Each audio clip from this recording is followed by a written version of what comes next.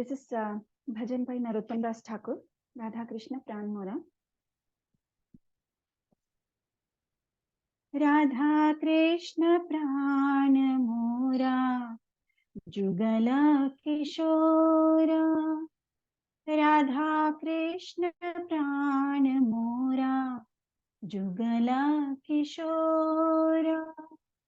Jivane Marane Gati Arunahi Mo. Jivane Marane Gati Arunahi Mora. Radha Krishna Pran Mora, Jugala Kishora. Kalindira Kune Kadamera Vana Ratana Bedira Bosha Bodo Jana Ratana Bedi Ratana Bedira Par Bosha Bodo Jana Radha Krishna Pran Mora, Jugala Kishora. Shyama Gauri Ange Chandane Ragam. Shyama Gauri Ange Chandane Ragam.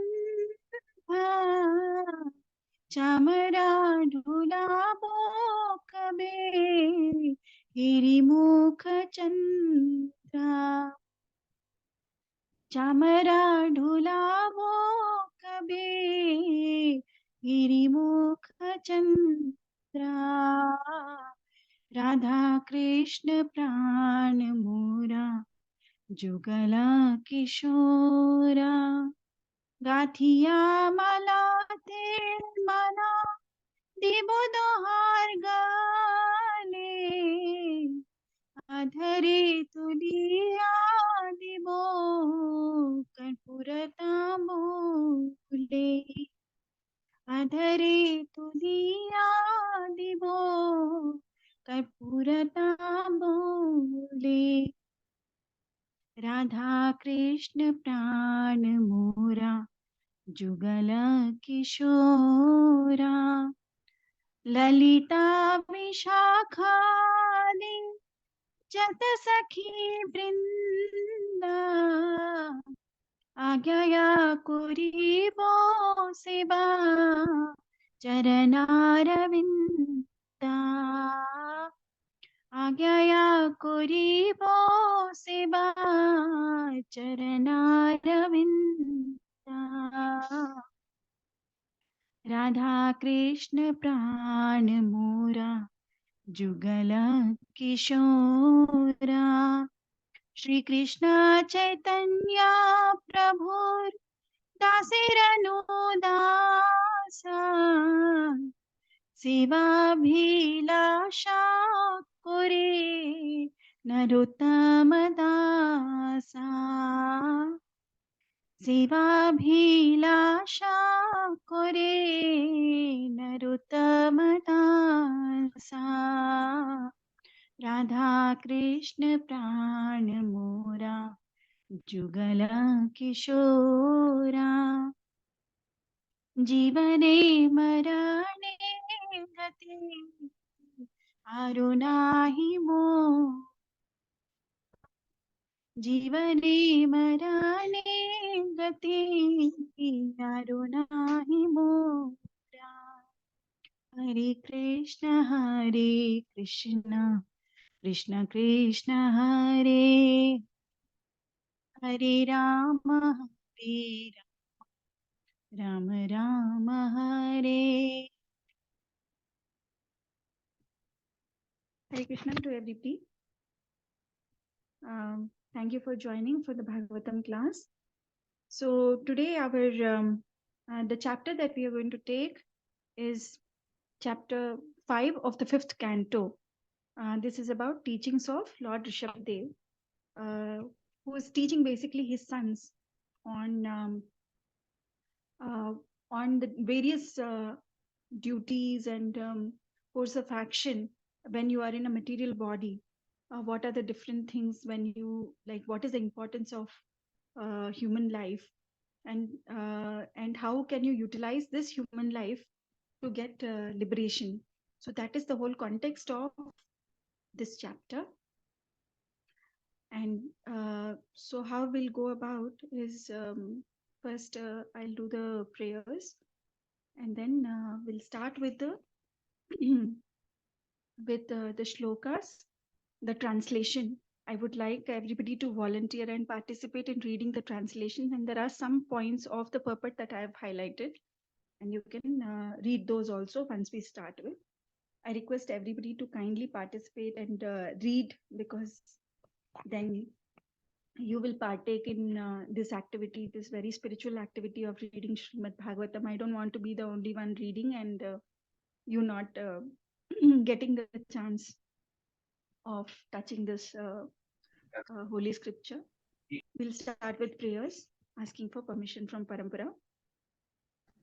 Om Ajnanatimirandhasya Jnananjanashalakaya Chakshurunmilitam Tasmai Shri Gurave Namaha.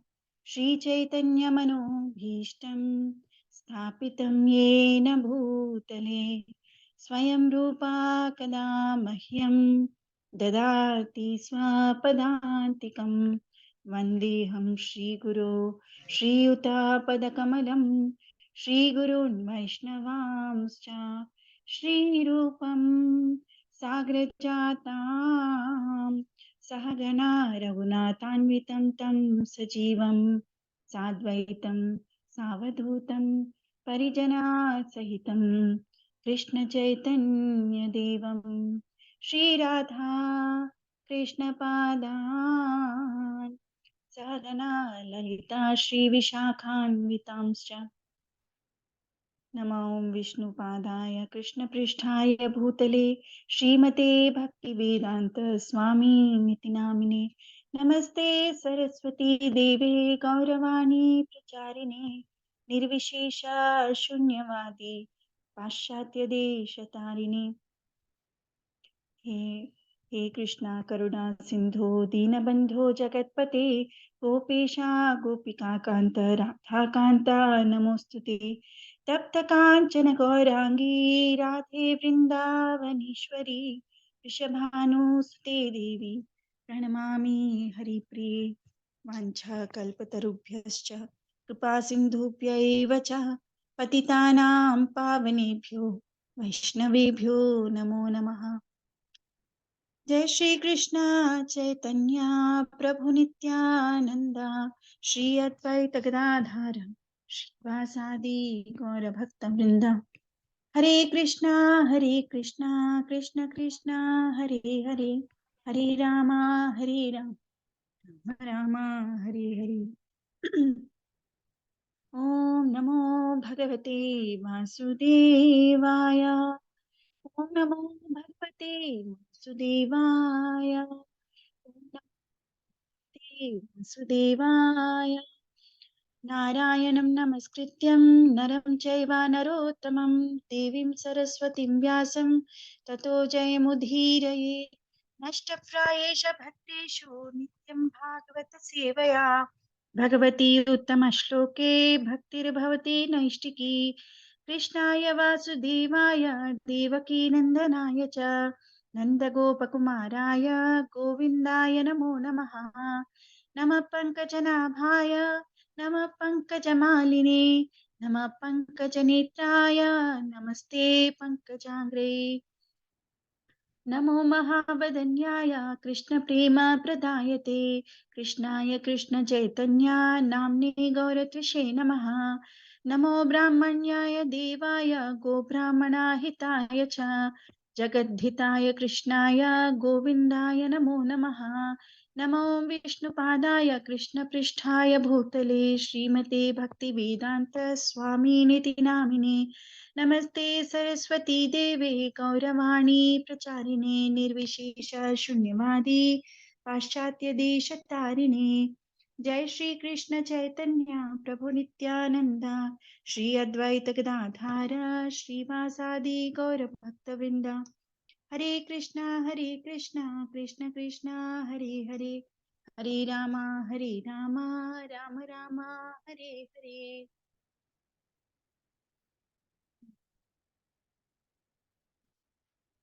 Hare Krishna.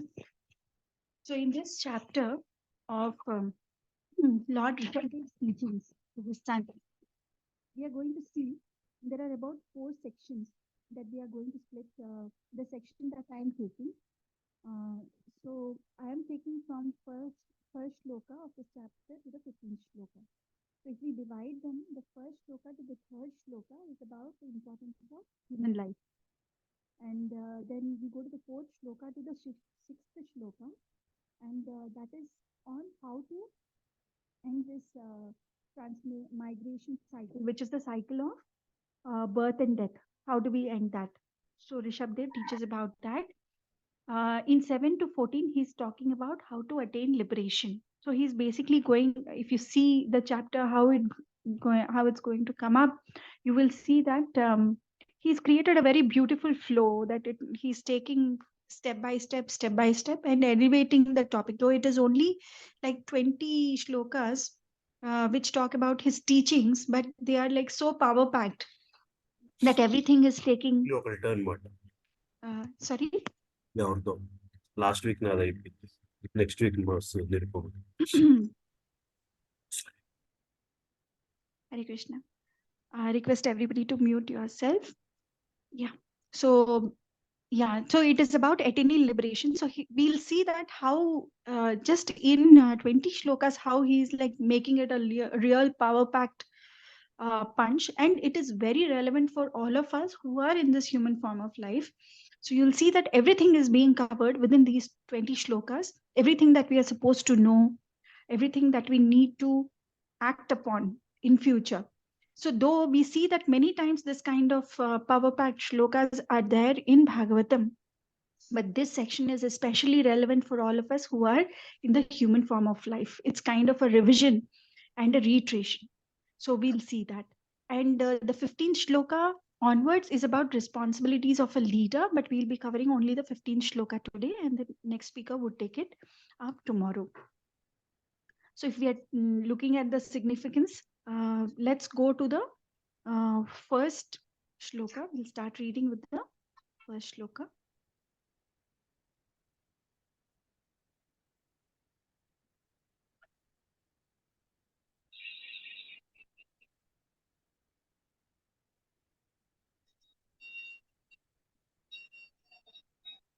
Is everybody able to see my screen? Hare Krishna. Yes, Mataji. Text 1. Rishabha uvacha Nayam deho deha bhajam naloke kashtan kamanarhate vidbhujam ye tapo divyam putrakayena sattvam shuddhedyasmad brahma saukyam tvanantam. Translation, who will read first? Hare Krishna. Hare Krishna, Mataji. Can I? Yeah, please volunteer and volunteer the fastest. It's like the fastest fingers first. I would like that so that our momentum doesn't break and we go and we complete within time. Thank you so much. Yeah, Vanilla Mataji. Right. Lord Rishabdeva told his sons, "My dear boys, all the living entities, those who have accepted material bodies in this world, one who has been awarded this human form should not work hard day and night simply for sense gratification, which is available even for dogs and hogs that eat stool. One should engage in penance and austerity to attain divine position of devotional service. By such activity, one's heart is purified, and when one attains this position, he attains eternal blissful life, which is transcendental to material happiness and which continues forever. Hare Krishna. Yeah. So we are seeing that Rishabh Dev is starting with the point what not to do. So in Purport Mataji, continue reading, but only the portion that I have highlighted you can read. You don't need to read the remaining text. Okay, Mataji. The word Dehabhak refers to anyone who accepts a material body, but the living entity who is evaded the human form must act differently from animals. Human life means voluntarily practicing suffering from the advancement of spiritual life. Yeah, continue. This green also you can read. Okay, it's not visible. Mataji. Okay, green. After attaining, yeah. After attaining the divine life, one can enjoy happiness eternally. After all, every living entity is trying to enjoy happiness, but as long as one is engaged in the material body, one has to suffer different kinds of misery. A higher sense is present in the human form. We should act according to superior advice in order to attain eternal happiness and go back to Godhead. Continue.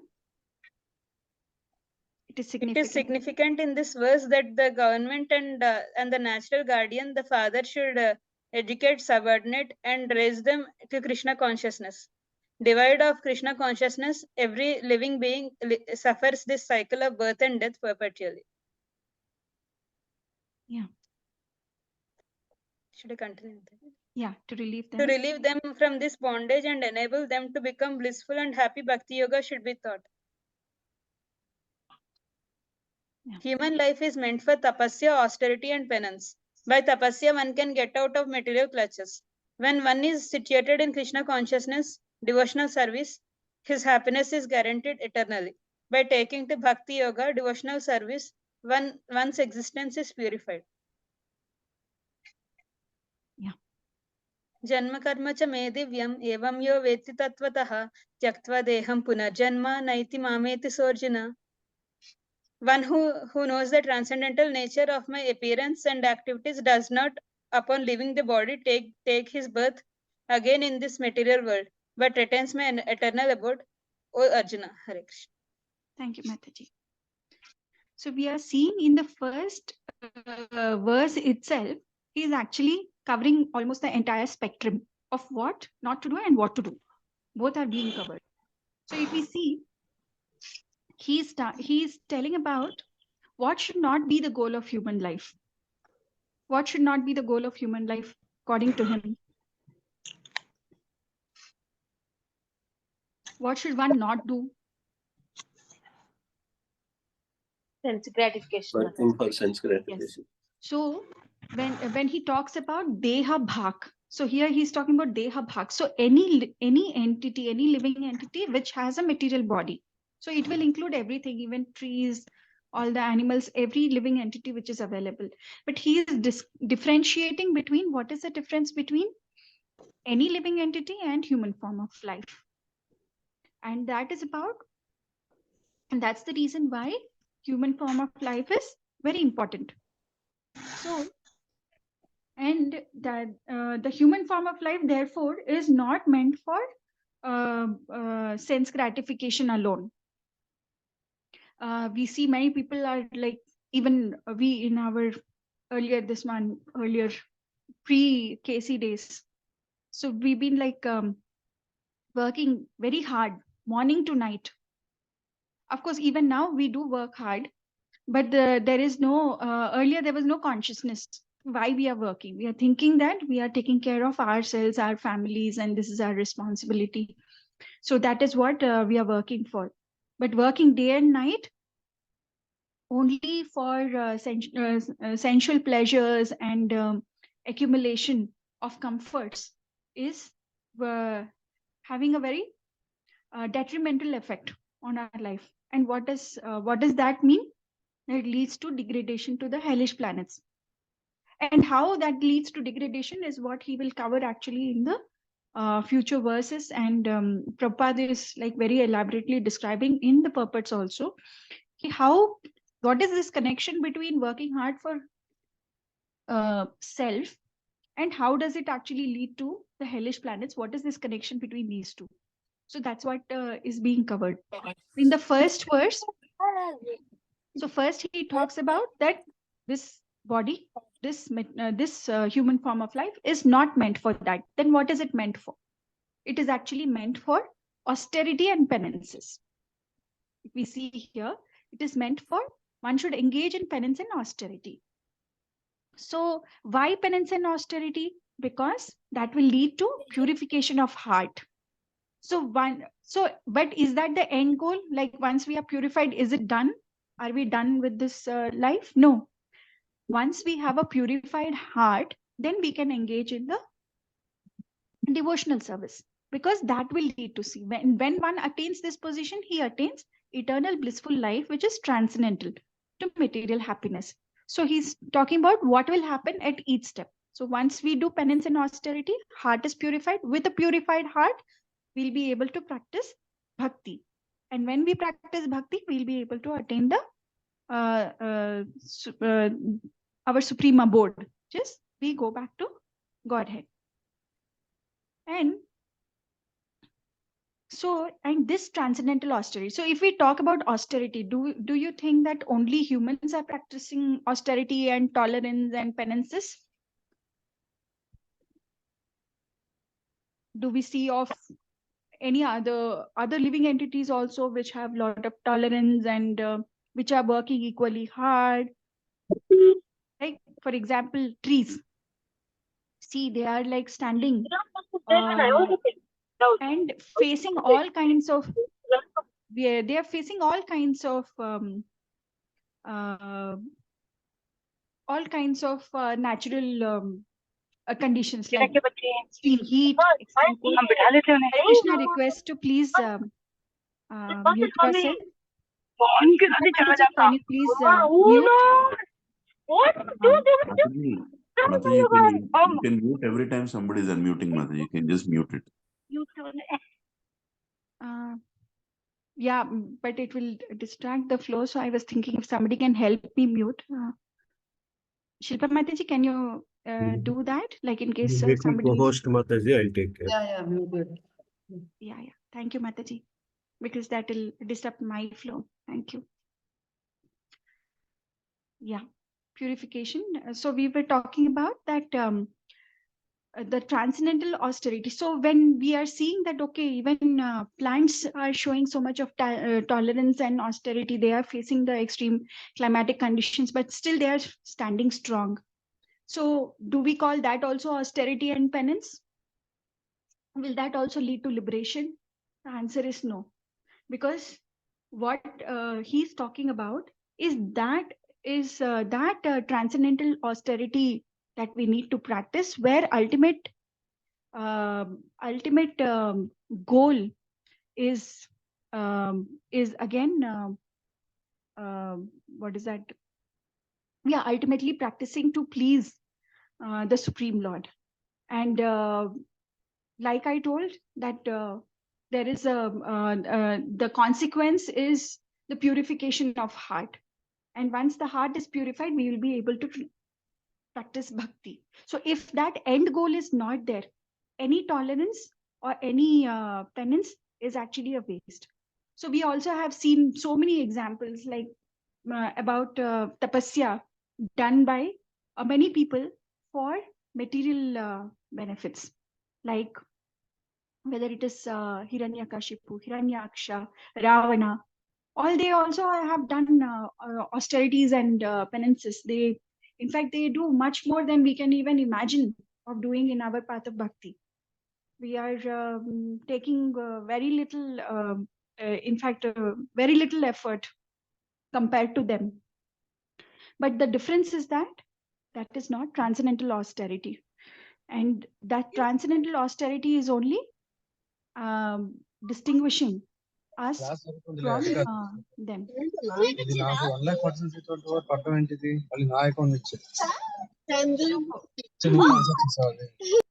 Shilpa Mataji. Yeah. So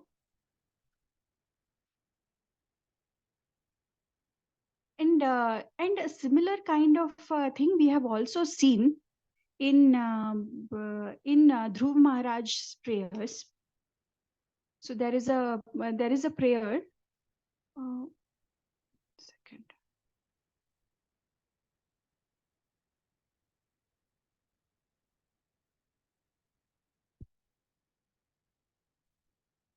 Okay, if we see and how is so basically the relevance that we are seeing is this verse being similar to some other verse in Srimad Bhagavatam. So here Dhruv Maharaj is saying the great sage Maitreya told Vidura, when the demigods were thus reassured by the personality of Godhead, they were freed from all fears, and after offering their obeisances, they returned to their heavenly planets. Then the Lord, who is non-different from Sahasra Shisha incarnation, got on the back of Garuda, who carried him. Just 1 second.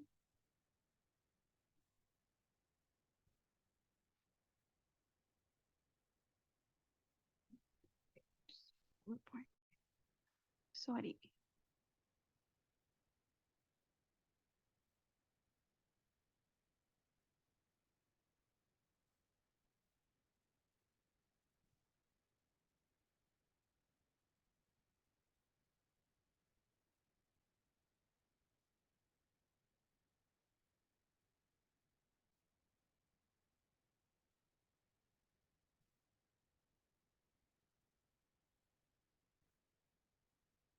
So here we are seeing this verse by Dhruv Maharaj in his prayers. He's talking about persons who worship you simply for the sense gratification of this bag of skin are certainly influenced by your illusory energy.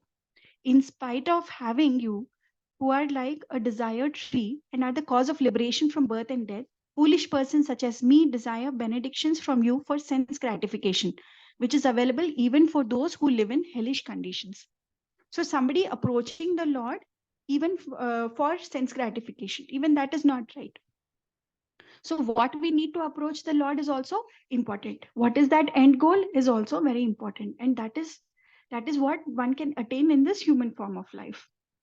So that's what we are talking about in this first shloka. So how that is the difference, and we are very distinctly different from animals in that sense, because animals are engaged only in eating, sleeping, mating, and defending. But we are distinctly different from animals because we have a higher intellect, and that intellect must be used to approach a superior authority for advice. That is ultimately what we need to do. And so, and what is this tapasya and austerity that we are talking about? When one is voluntarily taking up suffering for spiritual advancement, that is the transcendental austerity. If the end goal is not spiritual advancement but a material pleasure, then it is not a transcendental austerity. So tapasya can be a solution, and therefore we should stop imitating all these animal and animalistic behaviors, and rather engage in tapasya for spiritual elevation. That is the ultimate goal of our human life. And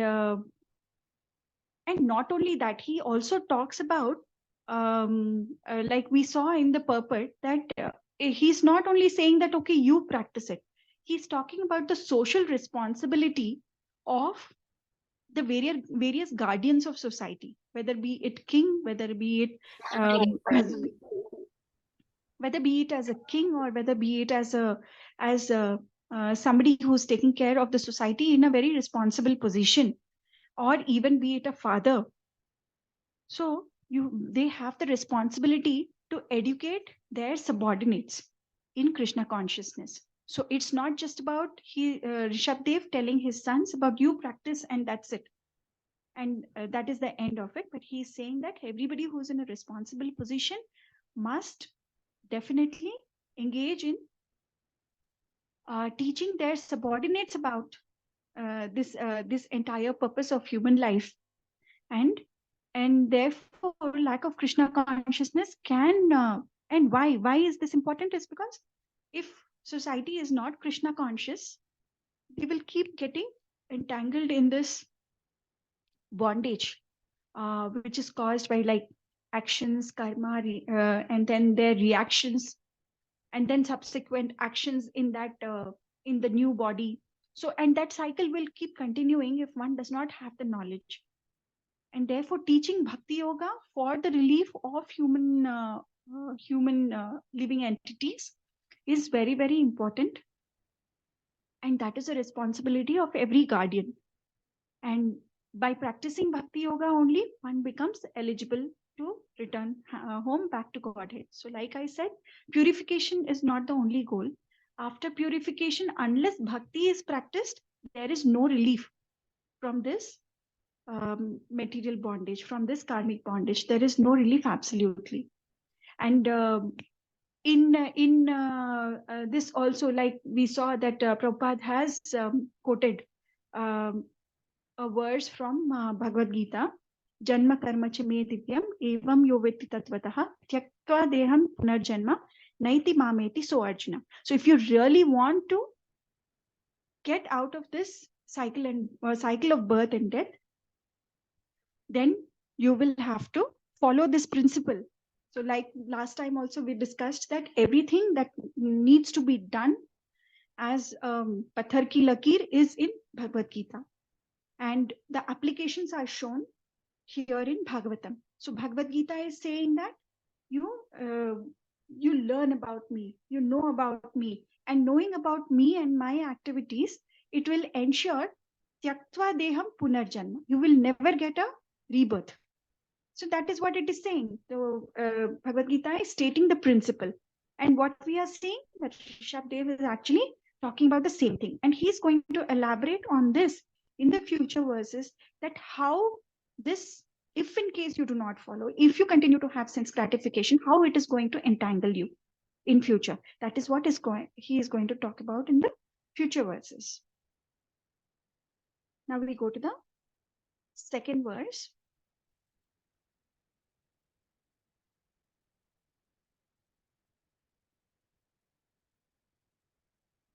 Okay.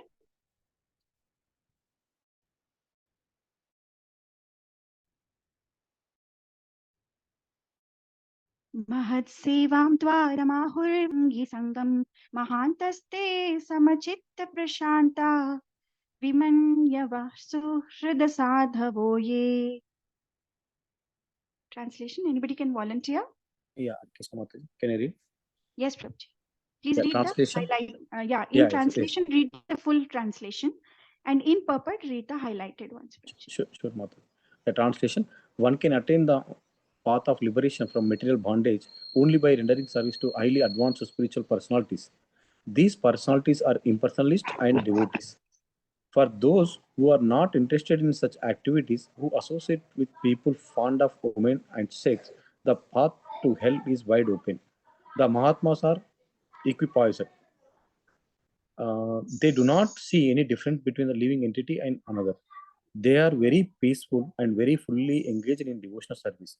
They are devoid of anger and they work for benefit of everyone. They do not behave in any abominable way. Mataji, can you scroll up?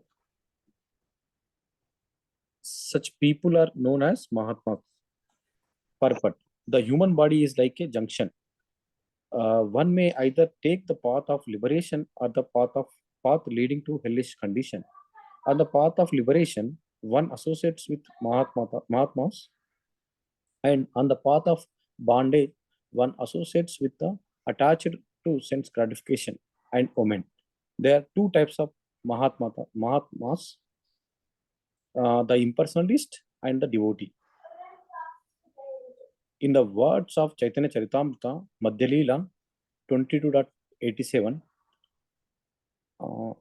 असत्संग त्याग यही वैष्णव आचारा त्रिसंगी एक आसादु Krishna Bhakta Ara.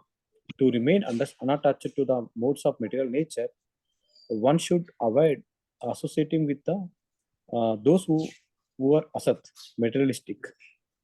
There are two kinds of materialistic. One is attached to women and one is and sense gratification, and other is simply a non-devotee. Yeah, thank you, Mataji. Yes, thank you, Prabhuji. Yes. So in the second verse, what is he talking about? Basically, what he's saying is that, again, the theme of importance of human body continues. So he's saying that this human body is like a junction. From here, there are two ways that you can take. Either you can go to the hellish condition, or you can go to the path of liberation. So how does this happen? That if you are associating with materialists, you go towards the hellish condition, and when you are associating with Mahatmas, and you go towards the path of liberation. So that's what he's talking, how to attain the two types of happiness. So then first he's talking about this, that there are two conditions, and then within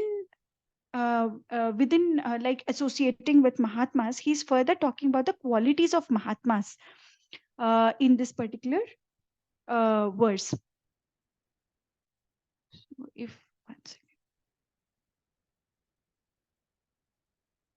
So if you're talking about this, so how to attain two types of Brahman happiness, and one is that the Mahatmas, it can be anybody. It could be even an impersonalist can be a Mahatma, because though he's actually talked about the commonality between impersonalist and a personalist also, that the ultimate objective of life is to attain transcendental bliss. In that way, they are common. So he's not dwelt about the practices and which is wrong, which is right. That he's not, because like I told you, that he's taking step by step, elevating them in their consciousness step by step. So initially he says that at least better than the materialistic way, which leads to one to a hellish condition, it is important to associate with a Mahatma. And this verse basically talks about the importance of association, whom we should associate with and whom we should not associate with.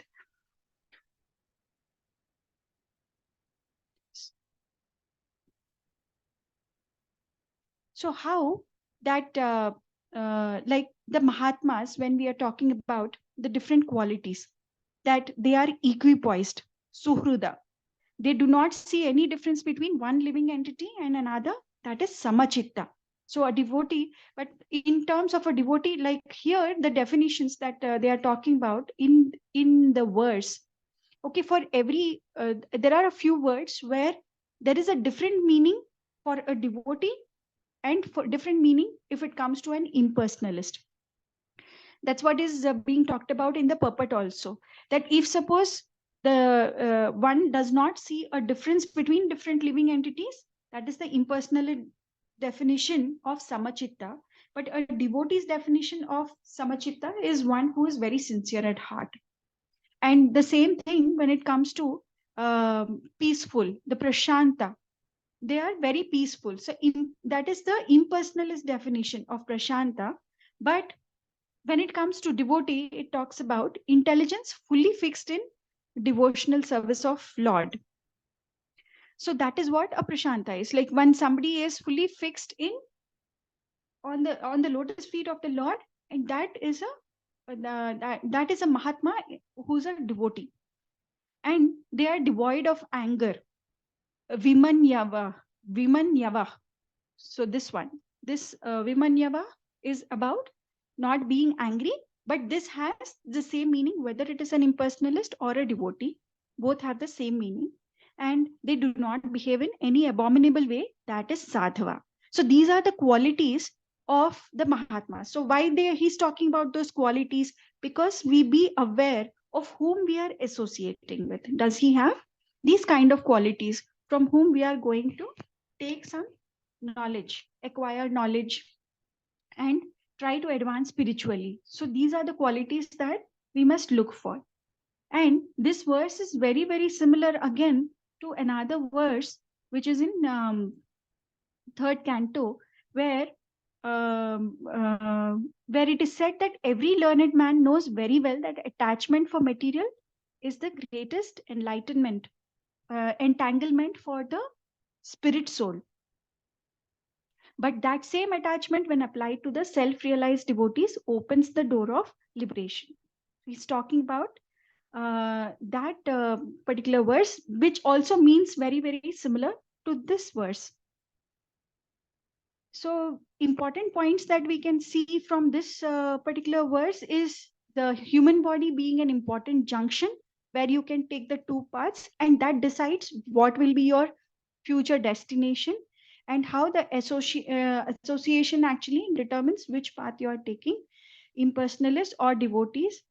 When you associate with devotees, basically you will see that that is the cause of beginning to practice bhakti. So when you are starting bhakti, you will see first a bhakta comes into your life, and then bhakti comes into your life. And but at the same time, remains a permanent part of bhakti. It's not that in future, once you have learned what bhakti is, you can stop associating with people. It remains a permanent part of our devotional service, that bhakta initiates the bhakti.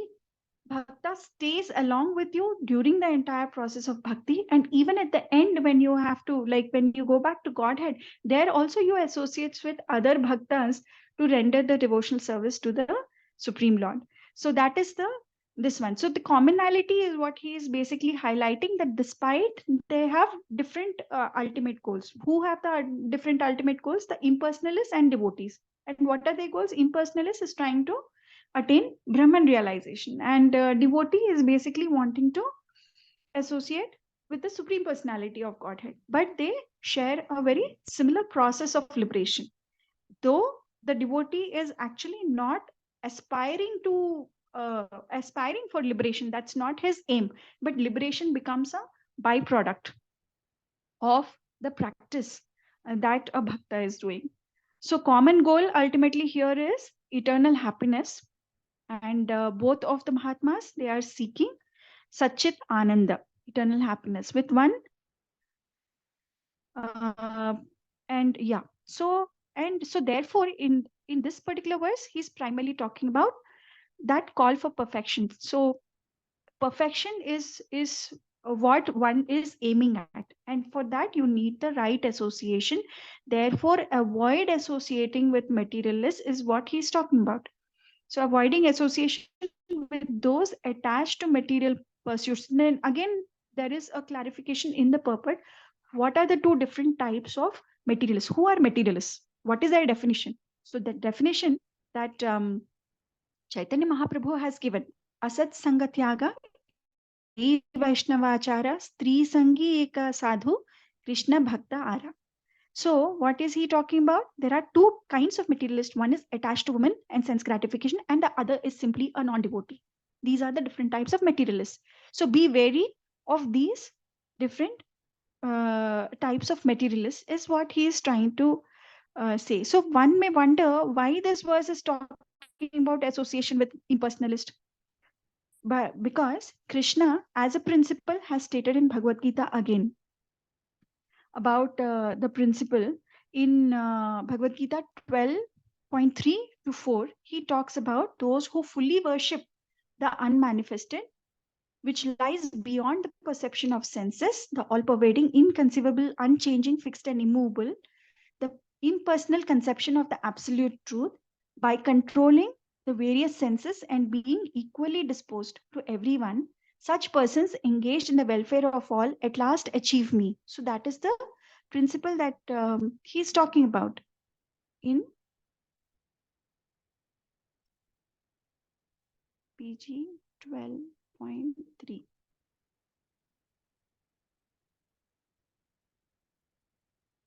So he's saying that even though those who fully worship the unmanifested, so he's talking about the impersonalists, but ultimately engage in the welfare of all, at last achieve me.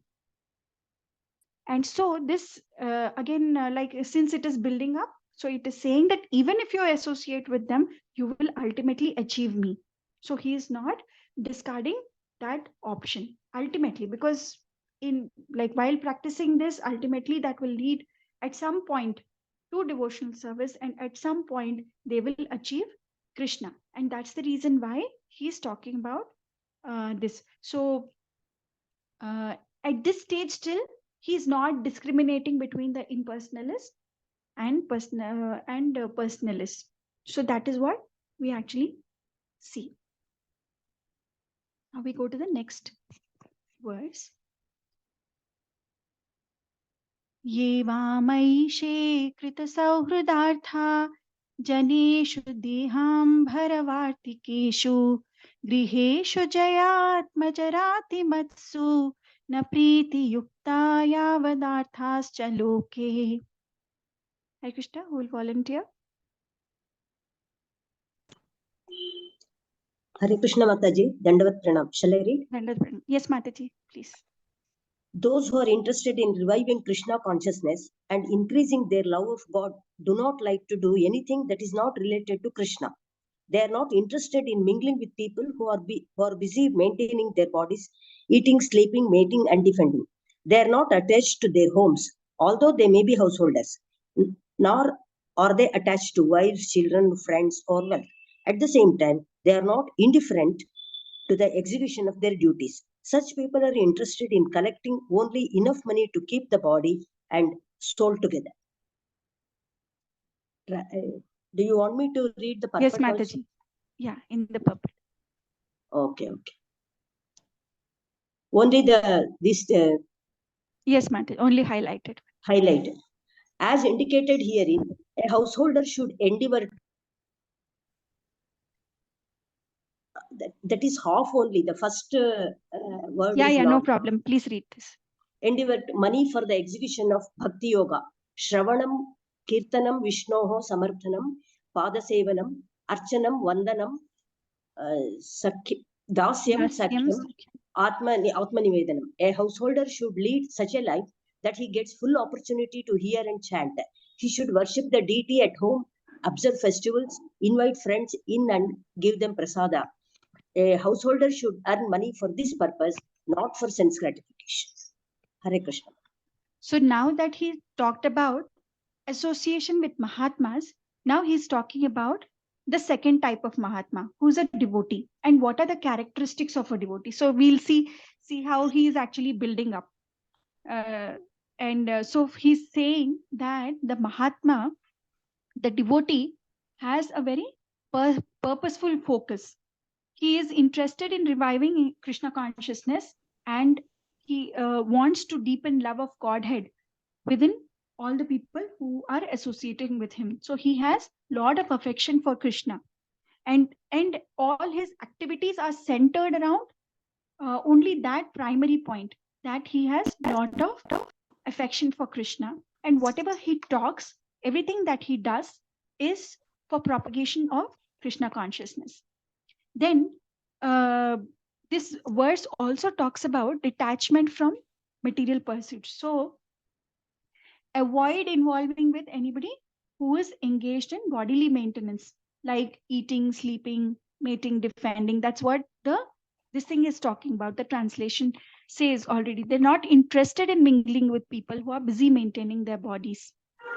And they have no attachment for any material relationship also. So one is they have no interest in material activity. Second is even material relationship, like whether be it wives, children, friends. Here we are talking about friends or wealth. So he has no attachment even for material relationship. But does it mean that they are stopping execution of their duties? No. They will continue to execute their duties to the best of their capacity, but they are just not attached. When you practice this way of nishkama karma, then what happens is that you don't get entangled in your relationship. So that I, me, mine, well, a concept is out of question once we actually follow the non-attachment principle. And whatever he does it in a very balancing way. So if they are householders, even if they are working hard for earning livelihood, it is solely for collection of funds in such a way that they can maintain their body, their soul, their family, and also for supporting their practices of bhakti yoga and not for sense gratification. So accumulation of wealth, the primary motto becomes that it's not for sense gratification, it's for not for personal comforts. And he follows a bhakti yoga lifestyle. What is a bhakti yoga lifestyle? The Shravanam, Kirtanam, Vishnu Smaranam, Pada Sevanam, the 9 devotional practices. That is a bhakti yoga lifestyle that he is following. That's what we saw in the purport. And his philosophy of life is also in a very balanced way. What he's saying is there is a balance between the spiritual practices, their responsibilities, and the necessity for earning a livelihood. There is no over endeavor. There is no atyahara prayashascha. That is not there. And that balance is what is followed. And these are the why he's talking about these symptoms and qualities, so that when we are associating with somebody, idea is if we have the knowledge, then we will be able to determine whether this association is right for me or not so right. And that is the reason why he's talking about all these qualities. How do you discriminate between whom to associate and whom not to associate?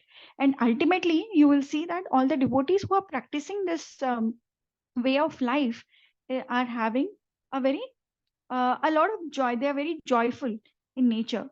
So he is engaged in Krishna consciousness and finds joy in all these activities of hearing, chanting, worshipping of deities, observing of festivals. And that's what we see even in our life, that our happiness has multiplied more and more as we perform different devotional activities, especially when we are in association. Like when we are at the center, we are at Bhakti Center and we are preparing for some festivities. We are preparing for welcoming some Maharaj, or we are preparing for welcoming any senior devotee, and how we all engage. So there is no sense of tiredness or sense of lethargy. It's actually very joyful. All the activities are very joyful. And that's what we are seeing. So it is only good fortune that one is able to develop hearing and chanting the glories of Supreme Lord. So it's not just a matter of fate or destiny. There is a free will which we have chosen, and that has led us to and a free will in which we have chosen Krishna over the material sense gratification. And that is the path to perfection of devotion. Now we go to the next verse. Nunam pramatta kurute vikarma yad indriya pritaya pranoti na sadhu manye yatatmanoyam asanna pikleshada sadeha. Anybody for translation? Hare Krishna, I can read Mataji. Sure, Prabhuji. When a person considers sense gratification the aim of life, he certainly becomes mad after materialistic living and engages in all kinds of sinful activity. Therefore, I think it not befitting an intelligent man to involve himself again in the activities of sense gratification by which he perpetually gets material bodies one after another. Continue, Prabhuji. Purport. In the Vedas, it is said, Asango kya ayam purushaha. The living entity is not really connected with the material world, but due to his tendency to enjoy the material senses, he is put into the material condition. One should perfect his life by associating with devotees. He should not become further implicated in the material body. Hare Krishna. Thank you, Prabhuji. So what is this verse talking about? Is about consequences of considering sense gratification as the aim of life. So now he talked about the Mahatmas, and then the flow is going towards what happens if you do otherwise. What happens if you go the other direction? Consequences of considering sense gratification as aim of life. So here, when first thing he talks about is madness. That when one is absorbed in sense gratification as purpose of life, it leads to a state of madness, and that driving them towards materialistic living. So we see an example, like suppose if we are talking about when one is endeavoring for growing their income or growing their wealth. So is there any upper bound to that wealth where they say that yes, it is enough and I need no more? If somebody is really materialistic, they keep on going. Like if it is like if suppose they got a house, it's not the end of the story. After a few years, there is a pursuit for bigger house. If it is like even when it is about relationships, one is not satisfied with whatever they are getting. So that's why it says that when one is absorbed in sense gratification, it can only lead to madness, because there is because it is that is what the materialistic living actually does to them, and they engage in, and this leads to engagement in sinful activities. Now they have got the desire, by hook or crook they want to achieve that. So there they are not looking at the principles ki, acha, you have to do it the right way and this is how I need to live. This is so at times one has the tendency to cheat also, and also go the wrong way, because ultimate objective is that pleasure that they are looking out of that materialistic aim.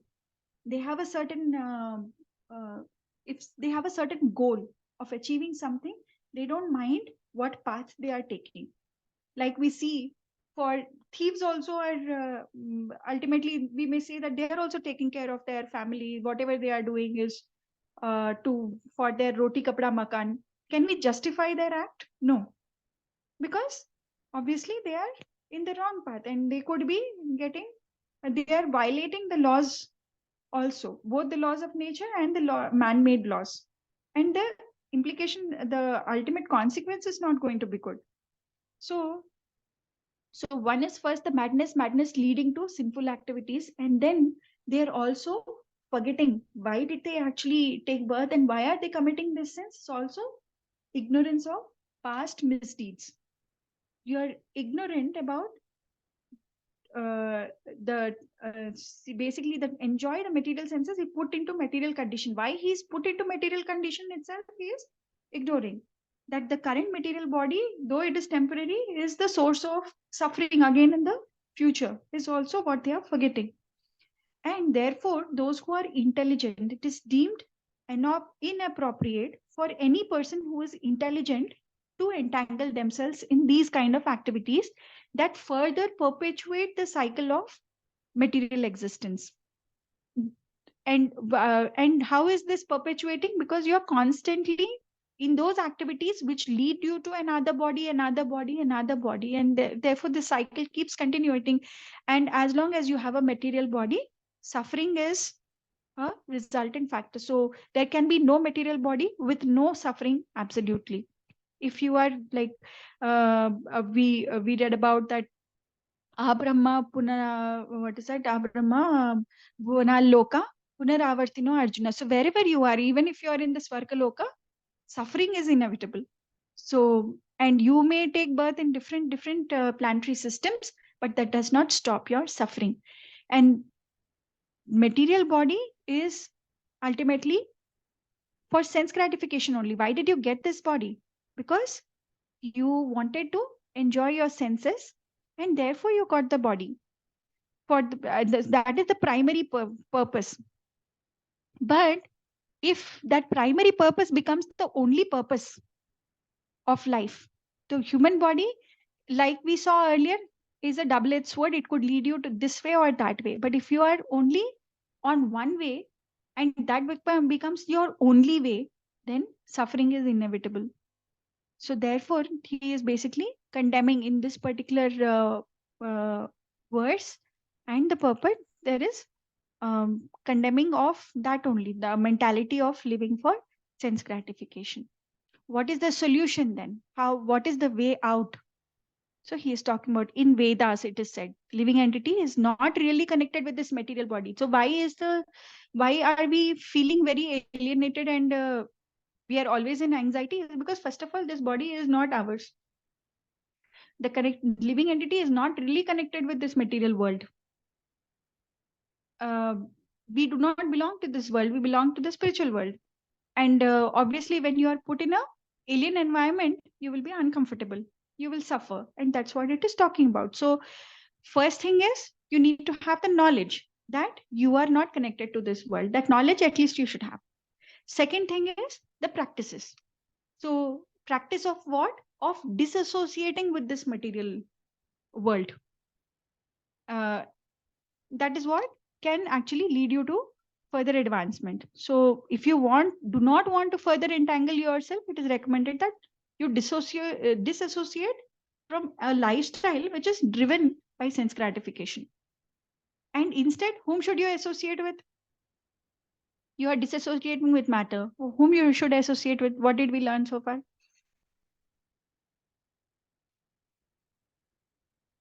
Hare Krishna. Anybody can answer? You want to disassociate with matter. So if you're disassociating with matter, whom should you associate with? That is the question, right? Krishna. Correct. So if you're disassociating with matter, you have to associate with Krishna, but can you directly associate with Krishna? You have to associate with devotees who can lead you to Krishna. So therefore, association with devotees is important. So it is talking about where to cut and what to add.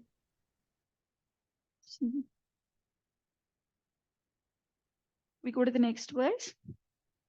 Parabhavastavabodhajato yavanna jigyasataatmatattvam yavat kriyastavadidam manovai karmatmakam yena sharira bandha. Anybody for translation? Hare Krishna Mataji, I'll read. Sure, Prabhuji. Hare Krishna. As long as one does not inquire about the spiritual values of life, one is defeated and subjected to miseries arising from ignorance. Be it sinful or pious karma has its resultant actions. If a person is engaged in any kind of karma, his mind is called karmatmaka, colored with fruitive activity. As long as the mind is impure, consciousness is unclear, and as long as one is absorbed in fruitive activity, he has to accept a material body. Mother, should I continue with the purport? Yes, Prabhuji. Purport. Generally, people think that one should act very piously in order to be relieved from misery, but this is not a fact. Even though one engages in pious activity and speculation, he is nonetheless defeated. His only aim should be emancipation from the clutches of Maya and all material activities. As stated in Bhagavad Gita 4.37, Yatha Aidamsi Samidho Agnir Bhashma Kurute Arjuna Janagnihi Sarvakarmani Bhashmata Kurute Tatha. As a blazing fire turns firewood to ashes, O Arjuna, so does the fire of knowledge burn to ashes all reactions to material activities. Hare Krishna. As far as Gyanis are concerned, unless they are promoted to the topmost understanding, they must return to the material world. As explained in Bhagavad Gita 7.19, Bahunam Janmanam Ante Jnanavan Mam Prapadyate. A pure devotee is no longer interested in karma or jnana. Anya abhilashita shunyam jnana karmadi anavritam. His only purpose in life is to serve the Lord. Hare Krishna. Yeah. So this verse, basically what it talks about is that even pious activities. So now we have understood in the previous verse that what kind of living, consequences of sense gratification. Now that is the karmi. Then one may say that, okay, I will do only good activities, pious activities. Will that help me? So here it's talking about how even pious activities will cause bondage. Even pious activities cause bondage.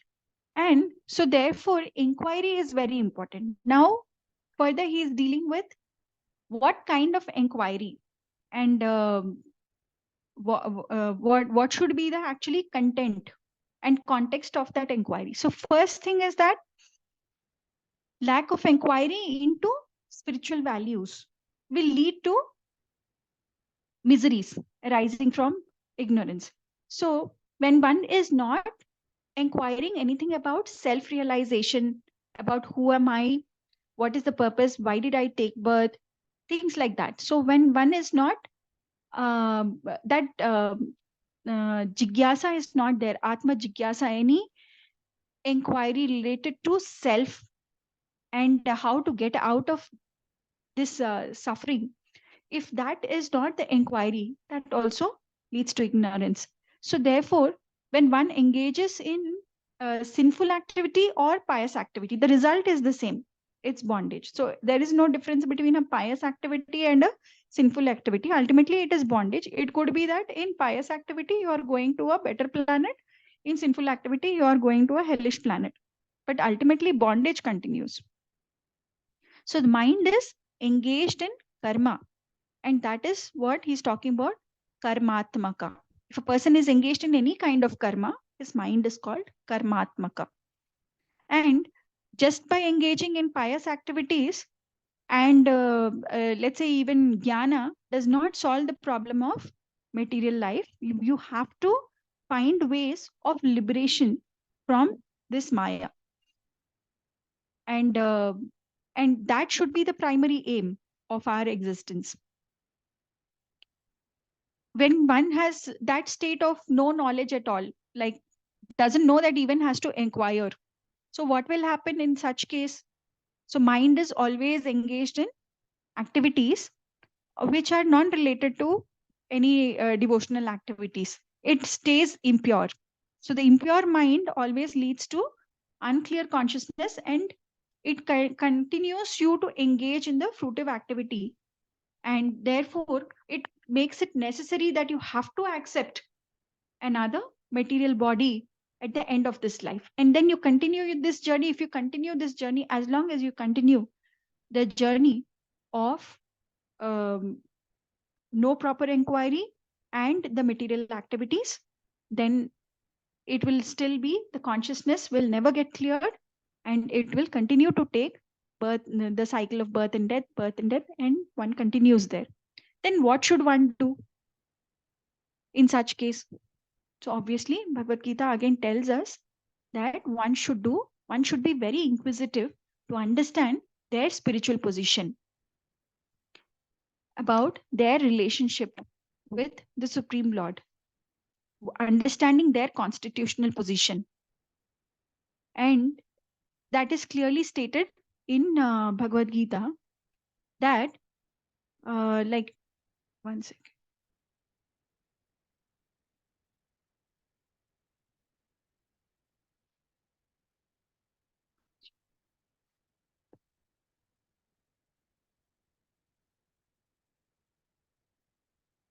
So here we are seeing that as a blazing fire turns firewood to ashes, O Arjuna, so does the fire of knowledge burn to ashes all reactions to material activities. Krishna has given the principle in Bhagavad Gita. He is saying that the knowledge, the fire of knowledge. So he is defining that knowledge can do this. Further, we try to understand that what kind of knowledge, right? So, so whatever is stated in Bhagavad Gita again is the ultimate fact. And the knowledge obviously is knowledge of devotional service. So without understanding self and activities, which is the Atma Tattva, individual is considered in material bondage by default. So that inquiry ultimately has to culminate into the topmost understanding of bhakti. Otherwise, they must again come back to material world. So, like for the Gyanis also, if the Gyani's inquiry is not ultimately culminating into bhakti, into devotional service, they have to therefore come back into the material world. There is no two way about it. And those without the knowledge of this devotional service may think that they are liberated by approaching the Brahman realization. But ultimately, that's the reason why we say that any other path, which is ultimately leading to even Brahman realization, we may think that that is also transcendental bliss, right? Then why would they come back? Because it has not culminated ultimately into the supreme understanding of bhakti, or it has not culminated into activities which are pleasing to Krishna. So therefore, coming back is inevitable. And those who are interested in karma and jnana, they endure the miseries of material life, which is obviously the birth, janma, mrityu, jara, vyadhi. And the karmis are taking on all these bodies again and again. So that is their destination. They don't even go into the Brahman realization, or they don't even experience that part of the Supreme Lord. They are continuing in this cycle. Whereas Gyanis, what they do, they do go into the spiritual effulgence, but at the same time, they again come back, return to the material world, because if they are not elevated further. So what this talks about, this particular verse is very important, that as long as one is absorbed in it, he has to accept material body. And in the purport, again, Prabhupada takes this opportunity to say that knowing Krishna and surrendering to Krishna, surrendering everything and knowing Krishna as everything is the essential point. That love of Godhead is the only solution for us to get out of this cycle of birth and death. So if we see in the translation, that portion has not been covered, that what one should do. But Prabhupada always adds this context, that even if one is reading, the buildup of knowledge is such way that it is slowly and steadily getting ingrained in our mind, but there is no other hope other than bhakti. Bhakti is the only hope. Krishna is the only hope. That's what Prabhupada keeps reiterating. That's why he talks about knowing Krishna as everything. Love for Vasudeva is our hope. So devotees, so what do devotees think about the karma and jnana? A pure devotee is not interested in karma and jnana because he understands the insignificance of karma and jnana. And that's why he talks about anyabhilashita shunyam jnana karmadi anavritam. So here we see anyabhila, a pure devotee is no longer interested in karma and jnana. Is anyabhilashita shunyam jnana karmadi anavritam. Real bhakta is untouched by any tinge of karma and jnana. His only purpose of life is to serve the Lord.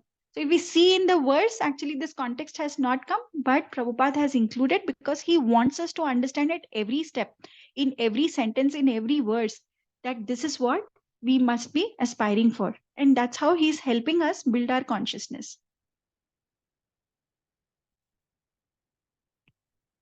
एवं मनः कर्मवशं प्रयुङ्क्ते अविद्ययात्मन्युपधीयमाने प्रीतिर्न यावन्मयि वासुदेवे न मुच्यते देहयोगेन तावत्. Hare Krishna, Mataji. Can I Yes, read? Prabhuji. Hare Krishna. Yeah, thank you, Mataji. Translation and purport by Srila Prabhupada Ki Jai. When the living entity is covered by the mode of ignorance, it does not understand the individual living being and the supreme living being, and his mind is subjugated by fruitive activity. That also do I need to read? I mean, Yes, translation. Prabhuji. Yeah, highlighted points. When the mind is purport, when the mind is polluted by fruitive activity, the living entity wants to be elevated from one material position to another. Unless he comes in contact with a devotee of the Lord, a guru, he does not become attached to the service of Lord Vasudeva. Knowledge of Vasudeva requires many births to understand, as confirmed in Bhagavad Gita 7.19. Vasudeva Sarvamiti Samahatma Sudurlabha. That is the only way to stop the repetition of birth and death. This is confirmed in Chaitanya Charitamrita Madhya Lila 19.151. In the instructions given by Sri Chaitanya Mahaprabhu to Srila Rupa Goswami at Dashashwamedha Gata. Brahmanda Brahmite Kona Bhagyavana Jiva Guru Krishna Prasade Paya Bhakti Lata Bija. The living entity wanders throughout different planets in different forms and bodies. But if by chance he comes in contact with a bona fide spiritual master, by the grace of the spiritual master, he receives Lord Krishna's shelter and his devotional life begins. Thank you, Mataji. So here again we are seeing that lack of understanding in the mode of ignorance. That is what he's talking about. Does not understand the individual living being and the supreme living being. He does not know any difference. And that there is one supreme living being who is existing. So therefore, his mind is always subjugated to fruitive activity, by fruitive activity. So this verse is again clarifying that unless one has the love for Lord Vasudeva, he is certainly not delivered from having to accept a material body again and again. So mind so liberation is always tied to developing love for Lord Vasudeva. That's what he is reiterated even in the purport, that without such love, the cycle of material birth persists. Until one has love for Lord Vasudeva, who is none other than Rishabdev, he's talking about myself, he's certainly not delivered from having to accept a material body again and again. That's what he is saying in this particular verse. So what happens if one is in fruitive activity? What could happen? Like,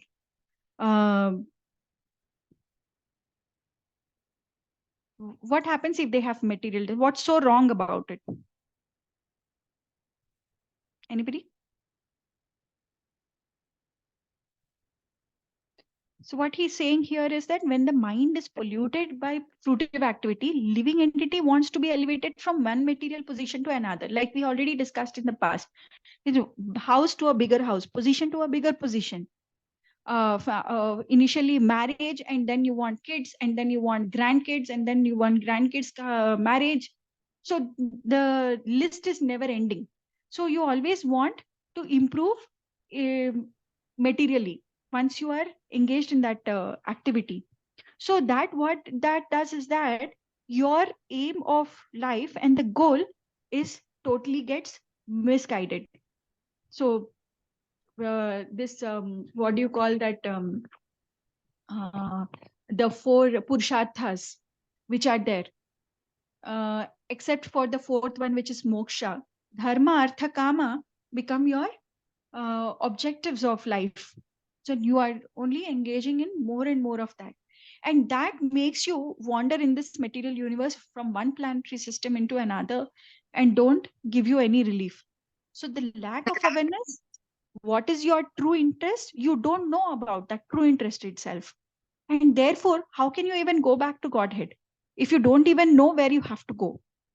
So that happens when the mind gets polluted with fruitive activities. So what is Prabhupada talking about? He has to come. So here in the verse, until one has love for Lord Vasudeva, the verse talks about only until love, but Prabhupada, as compassionate as he gets and as merciful as he is on us, what he tells us is that come in contact with a devotee of the Lord, a guru who is attached to the service of Lord Vasudeva. So contacting a guru helps redirect our focus from the material pursuit to the devotion. And knowledge of Vasudeva and its gradual, what happens, the understanding Vasudeva requires multiple births. It's not a one-time activity. So we also don't know at what stage in the previous birth we have left our understanding of Vasudeva, that today we are here. It's not that we started only. It could be that if we started in this lifetime also. We never know that. But Bhagavad Gita says that Vasudeva Sarvamiti Sa Mahatma Sudurlabha. Bhagavad Gita is saying it. So if Bhagavad Gita has said it, then that is absolute. So that kind of, it is very rarest of rare to find those Mahatmas who are attached to the and have affection for Lord Vasudeva. And that's why we'll see that the number of, like, when we compare ourselves, look at the panorama around us, like where we are living, how many devotees are there in this community, in this city, in this state, in this country. So we can actually, they're countable. It's not like uncountable if it is not for fruitive activity. So that is the reason why it is rarest of rare, because it is the Mahatma Sudurlabha, and that is the only way to stop. So transformation is possible only through devotional life, and surrender to Krishna is the turning point of our life. So liberation from the cycle of birth and death happens through surrender to Krishna, and his shelter can only stop this cycle of, and that's what is confirmed by Chaitanya Charitamrita, which says that Brahmanda Brahmite Kona Bhagyavana Jiva Guru Krishna Prasad Pai Bhakti Lata Bija. Guru Krishna Prasad Pai Bhakti Lata Bija. So only through Guru we can do that. So it is so beautiful that actually Prabhupada, I mean, I am, while preparing for these classes only, is making me realize how fortunate we are that at every step, this Guru who is so compassionate on us is at every step imbibing that knowledge. Whenever he gets a context, whenever he gets an opportunity to tell us what is it that we need to do, what is it that we need to do, and we see that he is telling us about it. Yada na pashyatya yatha guneham swathe pramatta sahasa vipaschit gatasmritirvindati tatra tapan asadya maithunyamagaramagya. Somebody for translation? Suma Mataji, do you want to do? Hare Krishna Mataji, can I do it? Yes, Prabhuji. Hare Krishna. Even though one may be very learned and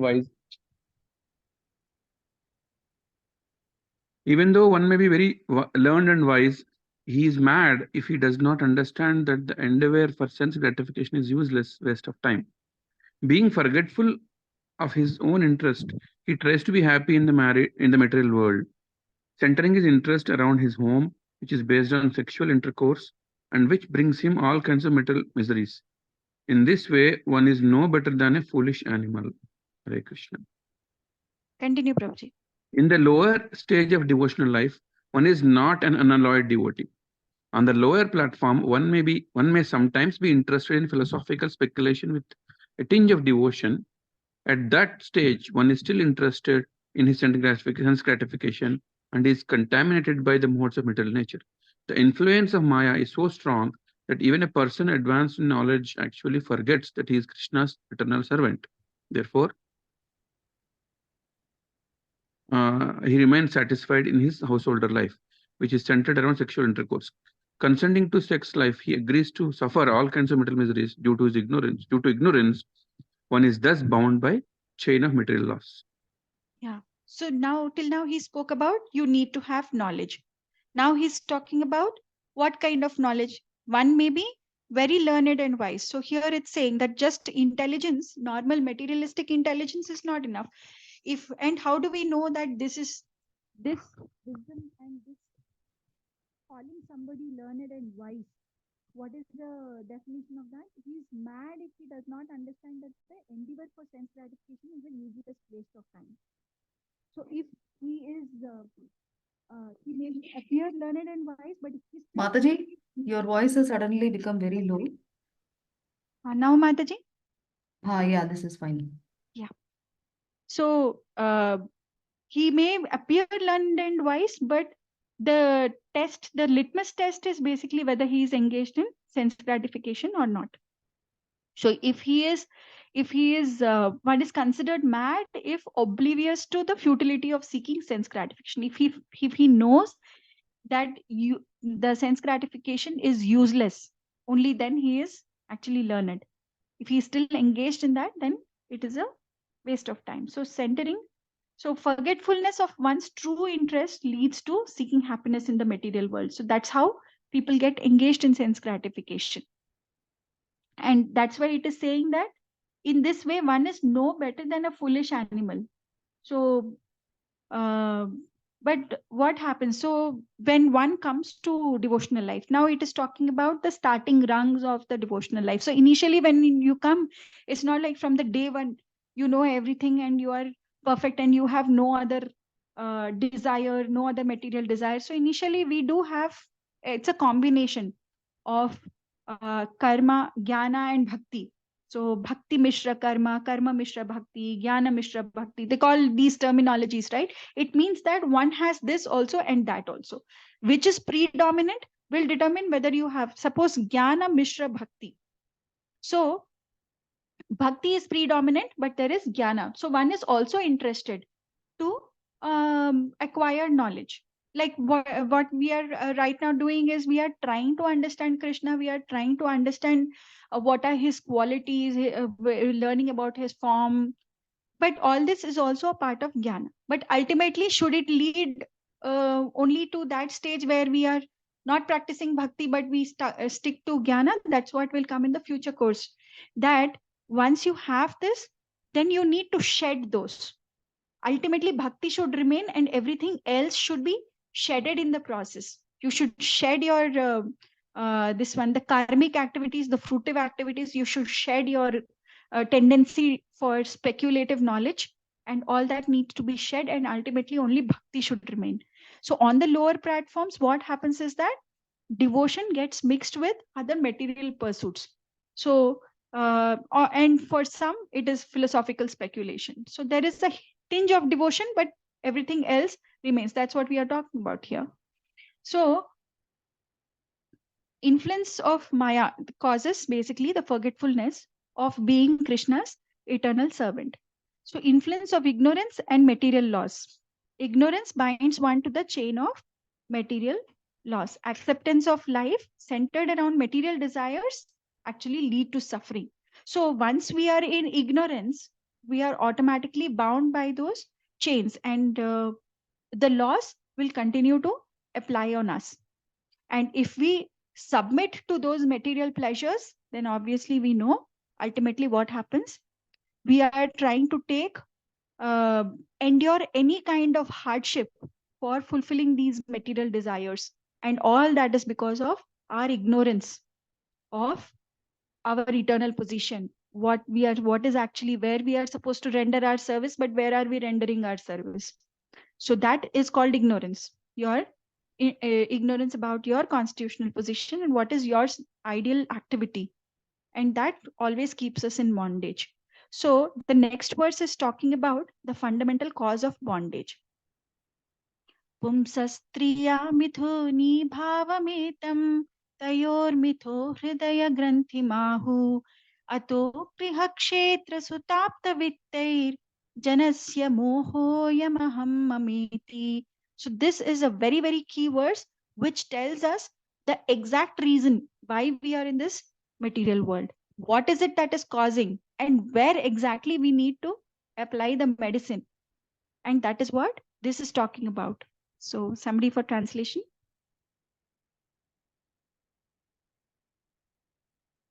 Hare Krishna. Okay, I'll read it. The attraction between male and female is the basic principle of material existence. On the basis of this misconception, which ties together the hearts of the male and female, one becomes attracted to his body, home, property, children, relatives, and wealth. In this way, one increases life's illusion and thinks in terms of I and mine. So this is talking about that, the Hridaya Granthi, the knot of the heart. Where exactly the problem, what is the root cause of the problem, is the attraction between male and female, which is the fundamental principle for this entire material existence, is that attraction. And this misconception also, what it is doing is that when one is attracted between this male and female, so one may think that I am attracted to my possessions.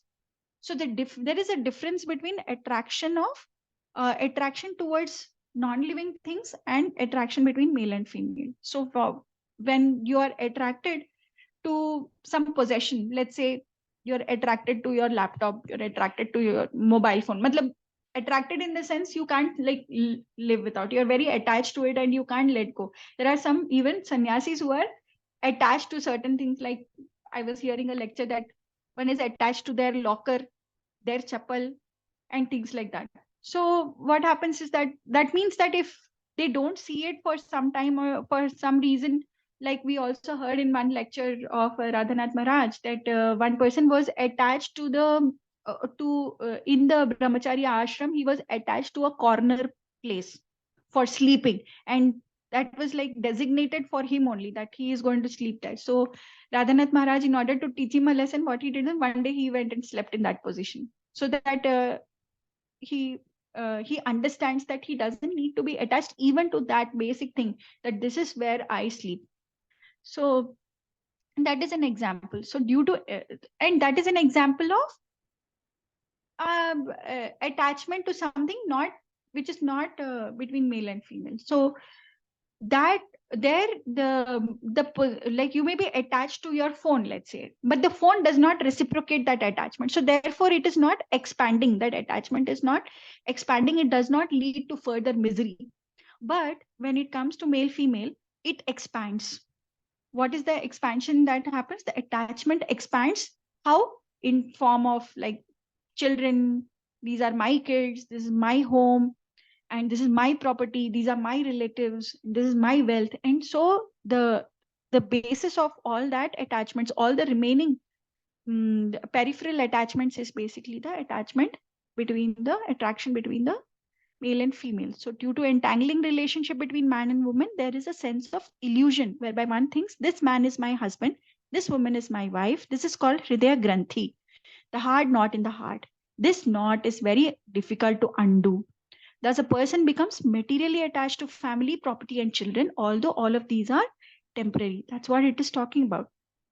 So it is found like, so, but what Prabhupada talks about in this one, is this absolute? Is it always that way? No, there can be exception to the rules. Like Brahma, in this particular Satya Samhita, it says that it is found exalted personalities like Lord Brahma, that wife and children are not a cause of bondage. So there are exceptions to rules, and wife can also help in further spiritual life and liberation. So there are exceptions. It's not, but it is very rare to find. What applies on majority is what is being stated. So Prabhupada also uses this opportunity to clarify, is this absolute and is there no this one? But sometimes we do see that through the wife only, the husband has come into the devotional practices. That is also possible. So, and again, material attachments, in principal attachment is there even in renounced order of life. He talks about that also in this. But that becomes a one-sided attachment. You may be attached to some possession, but that article will not have attachment to you.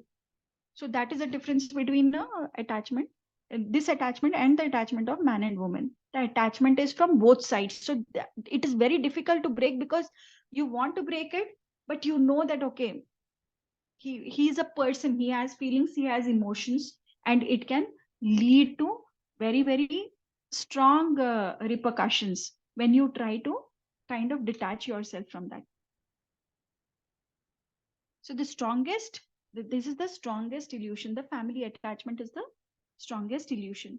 So when does liberation take place? When does one achieve the supreme abode? I'll finish it very soon. Kindly bear with me. Krishna. Yada mano hridaya granthirasya karmanubadho dridhashlahe theta tada jana samparivartate sman mukta param yatyatita atihaya hetum. When the strong knot in the heart of a person implicated in material life due to results of past action is slackened, one turns away from his attachment to home, wife, and children. In this way, one gives up the basic principle of illusion, I and mine, and becomes liberated. So he is giving the solution here. So how can you slacken? If this is the cause of bondage, how can you slacken it? Is by loosening this knot. And so how do you do that? Breaking the material attachment. So that is past actions. Turning away from, and this helps turning away from the principle of I and mine is very, very important for getting liberation. So unless and I and mine is primarily in case you have those attachments, the my house, my husband, my wife. So freedom from the material conception requires three things. One is knowledge, second is practice, and third is detachment. And then one becomes eligible for the transcendental world. So ultimate goal is to become eligible. And that is all is your preparation. And for that, breaking this knot of attachment is what can make you eligible for that. For instance, there is an example, like if suppose there is a rat trap, which has cheese inside it. The rat which is outside is always wanting to go inside and have that cheese, doesn't know there is a trap. And the rat which is inside, stuck inside, always wants to come out. So this is basically the entanglement. Who is here always wants to go there, and who's there always. So a very important thing, like how we have currently, like grihastha trainings are there, even when before somebody is actually getting into a grihastha ashram. Why Prabhupada has set up those kind of counseling initiatives, and even the GBC works towards that, is basically this only, so that they don't develop this strong knot which can lead them to the further entanglement. So if they are prepared, if they are aware of the knowledge before getting into a grihastha ashram, it is easier to manage the future course of action. But if you are not even aware, it is very, very difficult. So knowledge is given beforehand. So that is what is the purpose. So in the text 10 to 13, he is talking about there are 25 principles that he is talking about, how to attain liberation, and what are those principles to be practiced. That's what he is talking about. And the 4 verses, they are, and for what are these principles for? These 4 verses tell about those principles which are practices to attain liberation by giving up the subtle body. So how to do that is what this is about. I'll give it a quick reading so we don't miss out on the points. So, oh my sons, you should accept a highly elevated Paramahamsa, a spiritually advanced spiritual master. In this way, you should place your faith and love in me, the the Supreme Personality of Godhead. You should detest sense gratification, tolerate the duality of pleasure and pain, which are like the seasonal changes of summer and winter. Try to realize the miserable conditions of living entity who are miserable even in the higher planetary systems. Philosophically inquire about the truth, then undergo all kinds of austerities and penances for the sake of devotional service. So he's basically listing out about 25 principles which can lead them to liberation. That is what this whole verses are about. Give up the endeavor for sense enjoyment and engage in service of the Lord. Listen to discussions about the Supreme Personality of Godhead and always associate with devotees. Chant about and glorify the Supreme Lord and look upon everyone equally on the spiritual platform. Give up enmity and subdue anger and lamentation. Abandon identifying the self with the body and the home and practice reading the revealed scriptures. Live in secluded place and practice the process by which you can completely control your life, air, mind, and senses. Have full faith in the revealed scriptures, the Vedic literatures, and always observe celibacy. Perform your prescribed duties and avoid unnecessary talks. Always thinking of the Supreme Personality of Godhead, acquire knowledge from the right source. Thus, practicing Bhakti Yoga, you will patiently and enthusiastically be elevated in knowledge and will be able to give up the false ego. False ego is ahankara, the misidentification with body. So that is what he's talking about, the principle. So it is just a list of principles that he's talking about in these 4 verses. So as long as one is situated in material world, there must be pleasure and pain arising from material body. One has to learn how to tolerate the temporary pains and pleasures of this material world.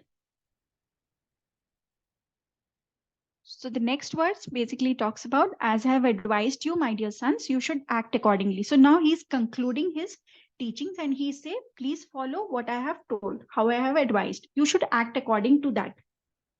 So what it also means is that act according to that, don't go too much beyond it. That's what it means. So when it is also an example that when we are learning from spiritual masters, that we should exactly follow the instructions and not add some of our own concoctions into that. Maybe this is what he meant. That's not how we need to do it. So by these means, you will be freed from ignorance of the desire for fruitive activity, and the knot of bondage in the heart will be completely severed. You should not become attached to the process of liberation itself. So what he's saying is that, okay, by following all these 25 steps, so this is basically Jnana Mishra Bhakti. Vishwanath Chakravarti Thakur has mentioned in his purport to this particular section 10 to 14 that this how to attain liberation by Jnana Mishra Bhakti. So here knowledge is being given how you can attain. What are the different steps to be followed? So, and that's what is those 25 steps, right? And he's saying that liberation is basically search for absolute truth. Spiritual life is characterized by that, and the goal is to enter into the devotional service of the Lord. So unless one does not aim for that, it is, you can say that devotional service, unlike other methods. So while mystic power, so one may practice yoga, one may practice jnana to ultimately go to bhakti. But unless, first of all, one executes unwavering bhakti, there is no meaning to the liberation. So following the immediate instructions of spiritual master is essential for that. That's why it's talking about anena yogena yathopadesham, without deviation or surpassing this one. So mystic power may aid in giving up material conception, but actual engagement in devotional service renders the need for practicing anything else becomes obsolete. So one must give up all those previous practices and ultimately engage in pure bhakti. So jnana and karma can and yoga can ultimately take us to bhakti, but they do not further stay there. They are supposed to be shed off. So in this text 15, which is the last verse for today, it's talking about one is serious about going back to Godhead, then he must consider the mercy of Supreme Personality of Godhead as his summum bonum and chief aim of life. If he's a father instructing his sons, a spiritual master instructing his disciples, or a king instructing his citizens, he must instruct them as I have advised. Without being angry, he should continue giving instructions. Ignorant people who engage in pious and impious activities should be engaged in devotional service. So here the main message that is talking about is the ultimate goal for someone serious about returning home to Godhead is basically the mercy of Lord. He, in this verse, he's also giving guidance for instructors that if whoever is instructing another in a subordinate position, one should never instruct and engage the dependents in the path of karma, whether be it pious or impious activities. One should, that is the rule for instructors, and that is not that what they should lead. It is crucial to remain calm and continue giving instructions. So there are times that the subordinates are not listening to instructions, not following, but one should not get angry. That is the quality of the instructor. You should continue giving the instructions. And importance of devotional service is basically what it is talking about. It also talks about how can teacher achieve the goal. Teacher also needs to get liberated ultimately. How can he achieve the goal? How to teach the students in the right way? They should teach the dependents without becoming angry and never instruct ignorant people. Then they can achieve the ultimate abode. That's what it is talking about. Otherwise, if they are leading them to the pious and impious activities, there is an example given that it's like leading a blind man to a dark well. He's already blind, and the destination is also a dark well. So he's already bereft of the transcendental life. He does not know anything about the transcendental, and you are further pushing them into the hellish conditions. So that is not what one must do. So the key instruction is to prioritize the mercy of Supreme Personality of Godhead. And that is what the teachings are basically. Slowly and steadily, they have actually built up in this way. And like if we are having to summarize, what are the different steps that we have taken? So the purpose of human life is the text 1. And what happens if there is lack of Krishna consciousness? And based on superior advice, how you can do tapasya, which leads to purification of heart, culminates in bhakti yoga, takes you back to Godhead. Whom to associate with, which association, whether it is a materialist, which leads to bondage, or whether it is Mahatmas, the different qualities of Mahatmas were given. The impersonalists, devotees, both aim for bliss. So one can associate with anybody. At this stage, there is still no discrimination. Then what are the different characteristics of Mahatma were discussed? Consequences of following materialistic life. And what is the solution to it is association of devotees and disassociate with materialistic pursuits. Then it talked about karma. What are the actions to be done? So there are pious, impious, and there is also spiritual inquiry or liberation, which leads to liberation. So there are 3 different types of, and what obviously by common sense, we know that we are supposed to go this way. Then the text is developing further, and what happens if there is lack of understanding in the mode of ignorance, and what is the role of a devotee and guru? How can we transform through devotional life? And then further, what are the different things we do in the lower platform? How we have different things mixed into our devotion, but that is okay. Eventually, we will be shedding those jnana, karma, and other things from our bhakti and retain only bhakti. That's what we'll see. And what are the fundamental cause of bondage? Is attraction between man and woman, and there could be material attachments with things, with relationships, but with relationships, they create the hridaya granthi, the hard knot in the heart, which is very difficult to break. But how can we break that? Through sadhu sangha, knowledge, practice, and detachment.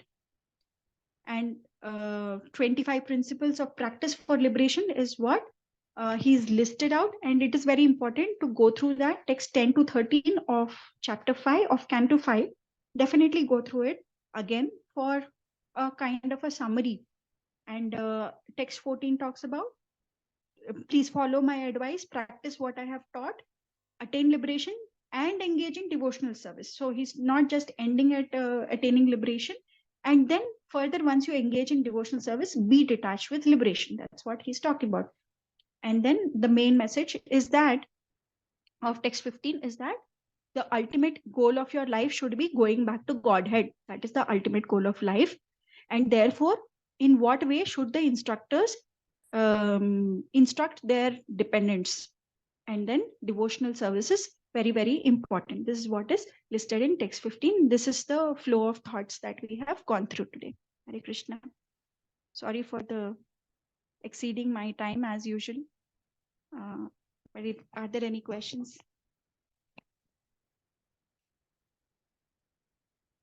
Hare Krishna. Hare Krishna Mataji, Dandot Pranam. Dandot Pranam, Prabhuji.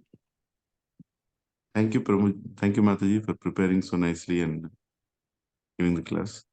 Sorry, Prabhuji. I feel very unprepared though, but I'll try to do better in future.